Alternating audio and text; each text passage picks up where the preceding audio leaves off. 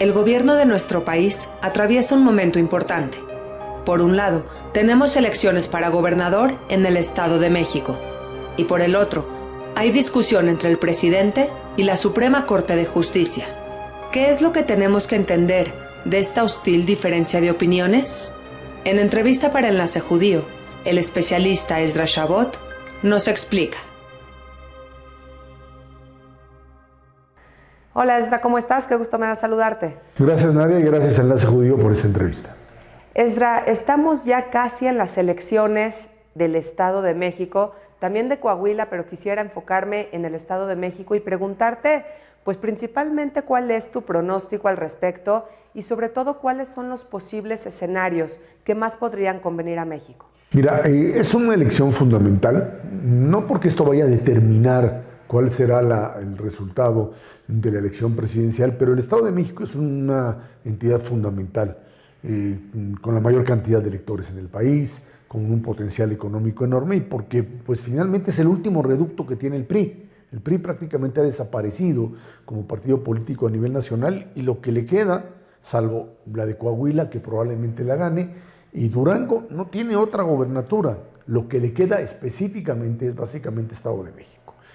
Para poder sostenerlo ha ido en una alianza con el Partido de Acción Nacional, con por supuesto lo que queda ahí del PRD y Nueva Alianza, partidos chicos, y en función de eso lanzan a una candidata como Alejandra del Moral, que era fundamentalmente, recordemos, la secretaria de Desarrollo Social del gobierno del actual gobernador Alfredo del Mazo, un gobernador que pues por las condiciones con las que está dada el país no ha metido la mano en la elección para gobernador, normalmente lo hacen, y ha tratado de mantenerse pues lo más neutral posible ante las posibles represalias que podría sufrir. Por otro lado, el partido Morena, con el Partido Verde y el del Trabajo, lanzan a una candidata que más allá de sus limitaciones en términos de la capacidad de expresarse, Delfina, que fue secretaria de Educación, y lo que finalmente hay que recordar es que Delfina Gómez fue la candidata anterior y estuvo pues a unos cuantos votos, diría yo, de ganarle la elección a Alfredo del Mazo en su momento. Y eso que no estaban en el gobierno, eran todavía en ese momento pues un partido en ascenso, pero no tenían los recursos que hoy tienen estando en el gobierno federal. Se antoja una elección muy reñida. Las encuestas, que no siempre en estos estados o las últimas elecciones han sido lo más acertadas posibles, hablan de una ventaja mínima de Delfina Gómez frente a Alejandra del Moral. Los gobernadores priistas, exgobernadores priistas del Estado de México son los que se han movido, saben muy bien que una derrota del PRI sería prácticamente, uno, la desaparición como partido, dos, convertir al actual líder, Alito Moreno, pues prácticamente en alguien que diría, pues aquí no hay otra más que terminar aliado a Morena para la elección, incluso la presidencial, y rompería el esquema de alianza que hoy tienen con la oposición. Y creo que este es un punto fundamental para entender del resultado de la elección del próximo domingo. Lo que vamos a tener es una redefinición de qué pasará para la elección presidencial. ¿Irá la oposición unida? ¿No irá unida? ¿Tendrán un solo candidato? Movimiento Ciudadano, que en esta ocasión se salió de la elección del Estado de México, pues en algo que terminó beneficiando obviamente a Morena, el hecho de que su candidato, que tenía fuerza en la zona oriente, se haya salido de la contienda, Juan Cepeda, lo que hace es pues abrirle el camino básicamente a Delfina Gómez en esa área, en esa zona del estado. Esto es lo que estamos viviendo en este momento tan complicado del país, en un estado además en donde los problemas de seguridad son fundamentalmente los que están determinando el manejo de la elección. La presencia del crimen organizado tiene peso en la elección como tal. Un triunfo cerrado en favor de Delfina todavía le daría, chévense, una posibilidad al PRI o al propio Alejandro Moreno de intentar jugar la opción de la oposición, de decir, bueno, aquí hay un peso político que puedo yo negociar. Un resultado de más de 3, 4 puntos a favor de Delfina, simple y sencillamente romperían, destruirían al PRI como partido. Un triunfo sorprendente sería sin duda alguna de Alejandra del Moral. Un triunfo de Alejandra del Moral prácticamente solidificaría esta alianza para el 2024 en la búsqueda de un candidato que más que un candidato de partido tendría que ser un candidato ciudadano que le abriera las puertas a una confrontación directa entre Morena y el bloque, por un lado, y por otro lado la oposición unida con un frente ciudadano que sería la gran, el gran escenario de confrontación dentro de un año. Eso es lo que se juega en la elección del domingo. Muy importante y estaremos siguiendo las noticias muy de cerca, por supuesto, además de ir a votar. Esdra, vámonos ahora a temas más generales. Está la lucha muy fuerte, muy apasionada, visceral, entre los candidatos por la presidencia, por el partido Morena. Esto es muy importante porque hay que ligarlo incluso a lo que estamos platicando con respecto al Estado de México. El presidente de la República lo que hizo hace un par de semanas, cuando toda esta crisis derivada primero de su enfermedad y después de los temas en el Congreso, fue durante un viernes lanzar, digamos, la consigna de que los candidatos tenían necesariamente que evitar una confrontación. Decir, a ver, señores, ya sabemos que esto se va a decidir en una encuesta, en donde pues obviamente es la encuesta del propio presidente. Pueden seguir peleando entre sí, luchando entre sí, pero por favor, sin lastimar directamente la unidad del partido, que es básicamente lo que yo estoy manejando, diría López Obrador, y por otro lado, manejándose en los tiempos que yo estoy planteando. Esto le sirvió como por una semana, porque pues tanto estos candidatos, Marcelo Ebrard, Claudia Sheinbaum y Adán Augusto, fundamentalmente, Monreal queda prácticamente descartado, siguieron jugando las cartas que cada uno tiene. Claudia Sheinbaum como la gran apuesta del presidente, que lo ha dicho, la favorita, que sigue haciendo campaña y en donde de repente gobernadores que pues, se montan en la campaña porque están convencidos de que eso es lo que quiere el presidente, terminan apoyándola, y esto hace que un Marcelo Ebrard que dice pues es que así ya no tiene caso seguir jugando, protesta ante esto. Marcelo se sabe básicamente fuera de la jugada, o por lo menos en una desventaja enorme. Entonces lo que trata de hacer es encarecer su poder político, o sea, su capacidad de negociación, y decir, yo tengo un poder y no me pueden hacer a un lado. Para que en un momento determinado o sí sea considerado como una posibilidad de candidatura, o finalmente tenga dos alternativas. Una, con Claudia Sheinbaum como candidata, que a él le aseguren que se volvería, en caso de que Morena tuviese una mayoría, el próximo líder del Senado, por ejemplo, y tendría que pues, jugar esa carta, o la carta de la ruptura, que hoy dice, no, yo no me voy a salir de aquí, no, él no lo puede decir. Y en ese sentido, también para la oposición las cosas cambiarían, porque si él de repente dice, por ejemplo, yo soy o sería el candidato del Partido Verde, que ha dicho que tiene un candidato, pero bueno, lo pueden mover, y que él fuera el candidato del Partido Verde, en ese sentido toda la ecuación cambiaría sustancialmente. No sabemos qué va a hacer Marcelo, lo que trata de hacer en este momento es demostrar la capacidad y la fuerza que realmente tiene. Con un Adán Augusto que lo que hace es seguir, digamos, la pauta del discurso presidencial para mostrarse como un candidato de emergencia. Ante cualquier confrontación, ante cualquier caída de Claudia, ahí está la figura de un Adán Augusto. Este es el juego que se está dando y en donde los choques entre los candidatos, fundamentalmente Marcelo y Claudia, se han vuelto muy violentos. Estamos ante una sucesión presidencial que no habíamos visto nunca así. Anteriormente el presidente controlaba, estamos en la época del PRI, se daban de patadas adentro y luego aparecía el famoso destape y bueno, pues se sometían y si se rebelaban, pues les iba bastante mal. El último que trató de hacer eso fue Manuel Camacho y bueno, pues terminó bastante mal. Después ya vinieron las épocas de la transición democrática, en donde los presidentes podían apoyar candidatos que siempre perdieron, ¿eh? O sea, Vicente Fox, por ejemplo, quiso impulsar a Santiago Krill y perdió dentro del PAN, le ganó Felipe Calderón. Felipe Calderón quiso impulsar a Ernesto Cordero y le ganó Josefina Vázquez Mota. Y bueno, pues finalmente Enrique Peña Nieto fue el que ganó la elección. Él también en su momento quiso impulsar a un José Antonio Meade, aunque tenía prácticamente perdida toda. Todos los sucesores de la época de la transición democrática terminaron perdiendo. Y ahora lo que está tratando de hacer López Obrador es volver un poco al modelo, pues, no solo del destape priista del tradicional, sino al viejo modelo donde lo que quiere es trascender su propio sexenio. O sea, lanzar la candidatura de Claudia y seguir influyendo en el poder más allá de 2024. Y por eso esta necesidad de manejar esta sucesión presidencial como hasta ahora la hemos visto. El que AMLO tenga cierta preferencia por Claudia Sheinbaum le da a Claudia mucho mayor posibilidad de convertirse en la candidata por Morena.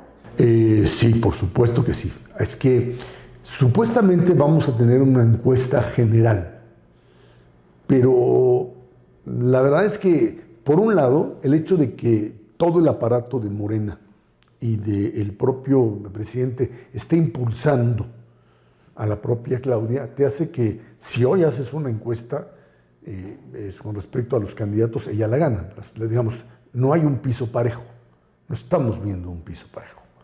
Y el elector final es López Obrador. O sea, más allá de la encuesta, el que va a decidir quién es el candidato o candidata es él.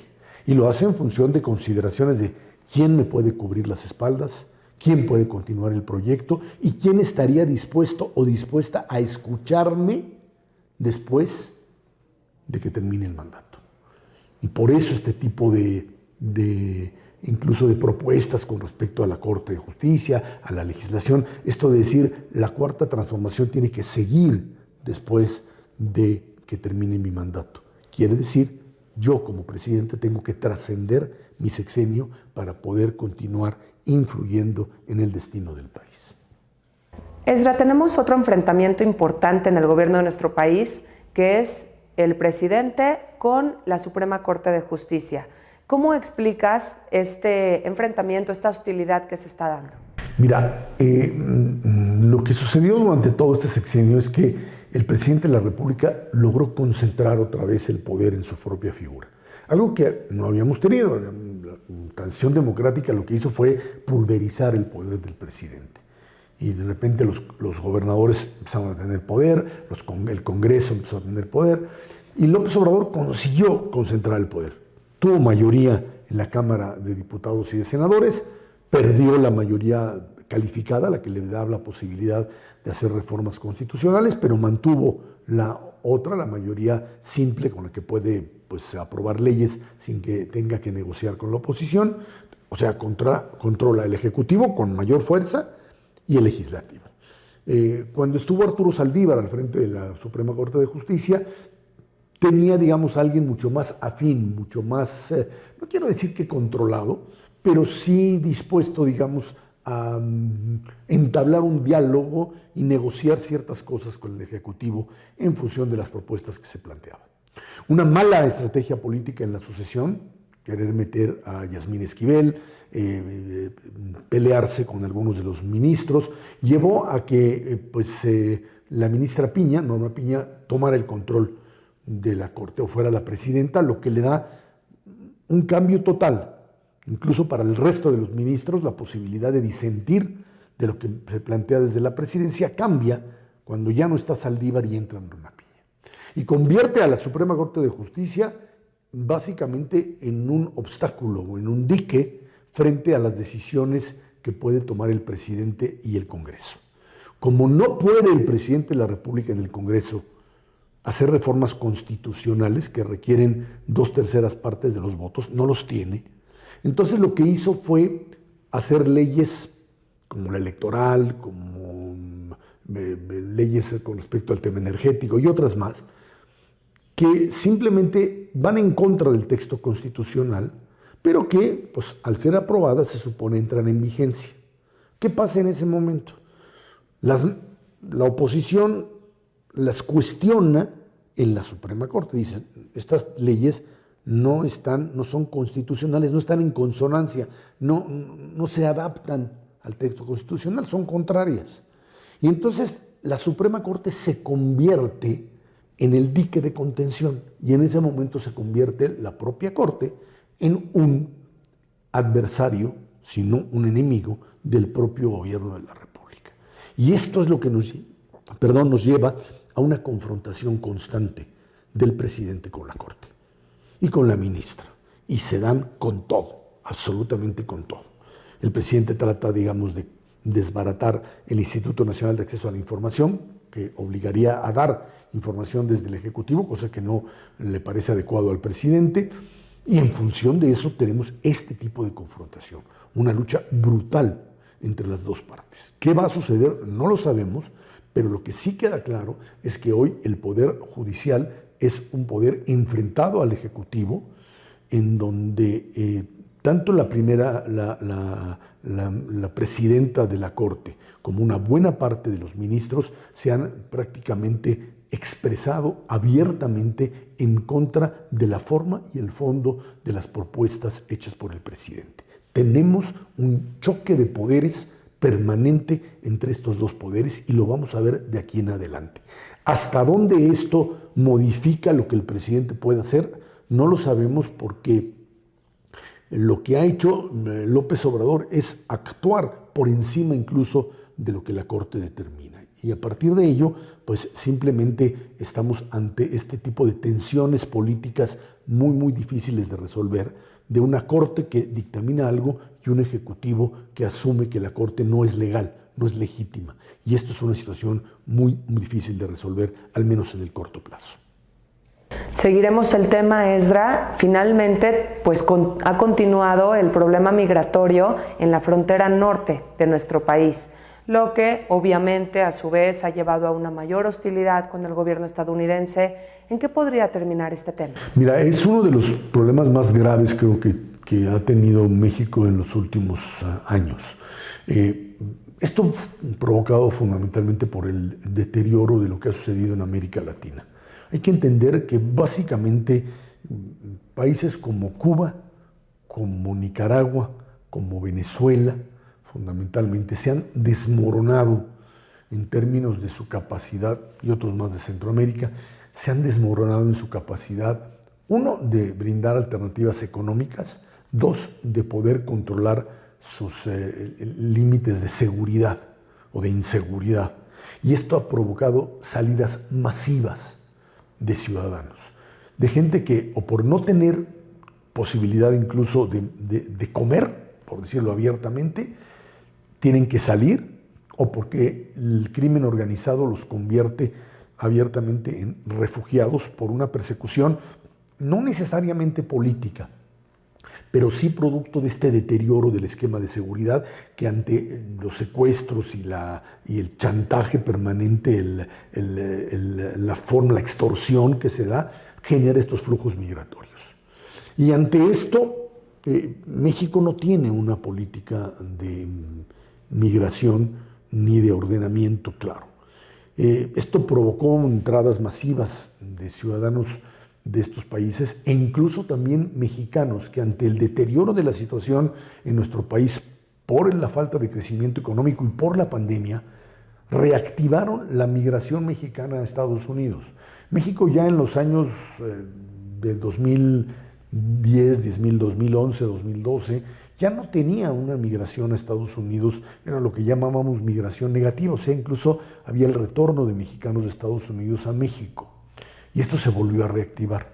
Esta confluencia de mexicanos ilegales que llegan allá, más los centroamericanos y caribeños, e incluso pues, gente que viene incluso de África o de China y que hacen la ruta para entrar a Estados Unidos vía México, generaron además, dentro de un país como México, donde el crimen organizado se metió en muchas áreas y utilizó a los migrantes para convertirlos en carne de cañón, en negocio, para llevarlos a la frontera o incluso para robarles, extorsionarlos y matarlos, en un problema muy complicado.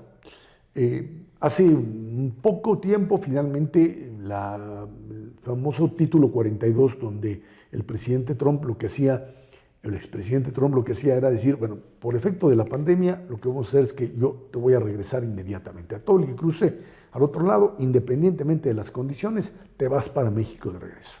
Esto provocó, por supuesto, durante mucho tiempo que pues, miles y miles de refugiados se hacinaran en la frontera. Campamentos de refugiados que viven en condiciones verdaderamente terribles en la frontera a México le han ocasionado un problema serio. Difícil negociar con Estados Unidos, con Trump. Con Biden el asunto no mejoró tampoco, y en este momento lo que trató de hacer Biden es disminuir el flujo. Y lo que les dijeron es, a ver, se van a regresar y van a ir pidiendo el asilo político de poco en poco. Pero aquel que no lo haga y siga entrando, entonces no solamente lo vamos a regresar, sino si vuelve a hacerlo, lo vamos a meter a la cárcel, en un intento de disuadir a estos efectos. Otra estrategia fue, de plano, en países como Colombia, como Guatemala, poner oficinas directamente de asilo para que la gente, antes de venir o cruzar México, vaya a esas oficinas, obtenga los permisos. No hay una política de coordinación entre México y Estados Unidos para ver cómo resolver esto. Son esfuerzos unilaterales de un lado y de otro. Y mientras eso pasa, en la frontera, prácticamente desde la parte de Tamaulipas hasta Baja California, tenemos todavía un hacinamiento importante de migrantes que trata de encontrar mecanismos legales e incluso ilegales de seguir llegando a la Unión Americana como forma de construir una vida. Una realidad dolorosísima, una tragedia humana brutal, y que tiene que ver con este problema serio, en donde en Europa tuvieron finalmente, cuando el tema de la inmigración siria fundamentalmente, después de la guerra civil interna, el acuerdo con Turquía, recordemos, que dio la posibilidad a una migración finalmente más ordenada, donde se pudo absorber a una buena parte y empezamos a disminuir el problema migratorio. En el caso de México y de Centroamérica con los Estados Unidos, esto no se produce. El tema migratorio va a ser un tema para la elección presidencial en Estados Unidos, y esto, por supuesto, vuelve a convertir a México en la piñata de muchos, fundamentalmente de los republicanos, que tratan de ver que ese problema es un problema como si fuera únicamente de México y no necesariamente también un problema norteamericano, porque hay que recordar que finalmente esos migrantes ilegales que siguen yendo es porque allá son absorbidos. Si no hubiera empleo del otro lado, si se cruzan allá y nadie los emplea, se regresan, no tienen con qué vivir. Pero hay un mercado laboral que los absorbe. Y esto intensifica esta situación tan grave. Es un problema complicado que mientras no haya soluciones integrales, globales, no vamos a poder resolverlo. Claro, un tema complicado, pero como tú bien lo definiste, es también una tragedia humana, porque yo te preguntaba sobre la relación hostil que esto provoca entre México y Estados Unidos. Sin embargo, no olvidemos que se trata de millares de vidas que solamente están buscando un mejor futuro, Ezra. Así es, y la verdad es que uno lo entiende, incluso nosotros como comunidad judía entendemos lo que eso significa. Somos migrantes, somos descendientes de migrantes, y entendemos lo que es esta tragedia de no tener a dónde ir, de ver canceladas las opciones, de buscar refugios en todos lados y ver las puertas cerradas. Y las opciones canceladas, la imposibilidad de regresar al lugar de origen por lo que esto representa, y la imposibilidad de que te reciban en otro lugar. Siempre en condiciones diferentes, pero la realidad del migrante hay que entenderla. No es aquel que se fue de viaje, es aquel que quemó las naves porque no tenía otra alternativa. Y esos tienen derecho finalmente a una solución. No es un problema individual, es un problema social, es un problema geopolítico, un problema de geografía y de realidad social y política que tiene que ser resuelto en esos niveles. Por supuesto, resuelto por todo el continente, porque el problema le pertenece a todo el continente. Gracias, Ezra, gracias siempre por tu tiempo y por hacernos entender mejor escenarios tan complejos. Gracias Enlace Judío, y a ti, Nadia, por esta plática. Nos vemos en la próxima. Gracias.